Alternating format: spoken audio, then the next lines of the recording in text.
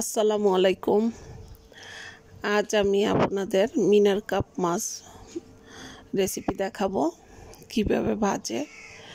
এক একজন এক এক রকমের রান্না করেন, ভাজেন। আমি কিভাবে করি সেইটা আপনাদের সাথে শেয়ার করছি।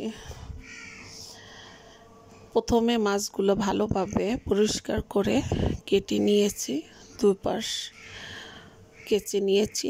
এখন ভালো করে হলুদ লবণ মেখে নিচ্ছি। এগুলো পুকুরের, তাই ছোট ছোট মাছ। ডিপ ফ্রাই করলে অনেক টেস্ট লাগে, মশলা ছাড়া ফ্রাই করে শুধু শুধু খেলেও অনেক ভালো লাগে। তা আমাদের বাসার সদস্য সংখ্যা 4 জন। বাচ্চা দুটা মাছ খায় না, বড় মাছ হলে খায়, তাও অনেক রিকোয়েস্ট করে।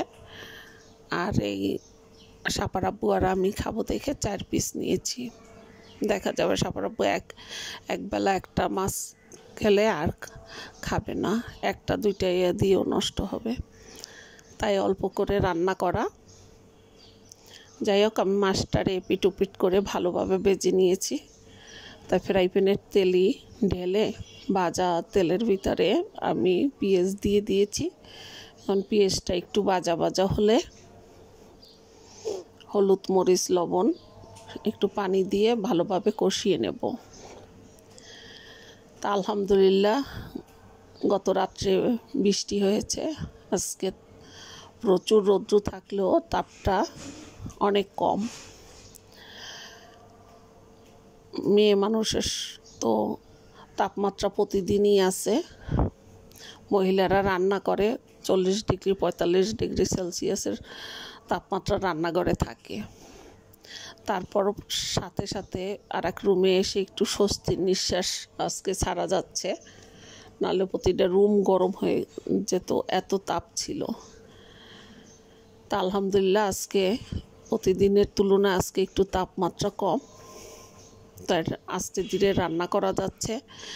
আমি এই এতদিন রান্না করেছি, মানে খুব দ্রুত রান্না শেষ করেছি। 2 চুলায়, মানে আগে এই পাশে ফ্যানের নিচে বসে সব কিছু রেডি করে গুছগাছ করে নিয়ে তাড়াহুড়ো করে রান্না করে বের হয়েছি।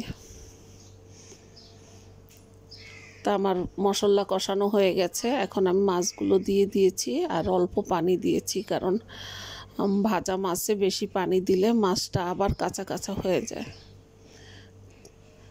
অল্প পানি দিয়ে একটু ভালোভাবে নাড়াচাড়া করে পেটুপিট করে ভাজা হয়ে গেছে আমার মাছ।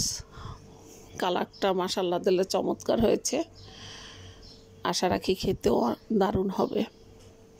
পুকুরের মাছে কোনো মাছের গন্ধ আসে না, ভালোভাবে একটু গরম পানি দিয়ে ধুয়ে নিলে, পরিষ্কার করে নিলেই ভালো লাগে। তা আপনারা কেমন আছেন?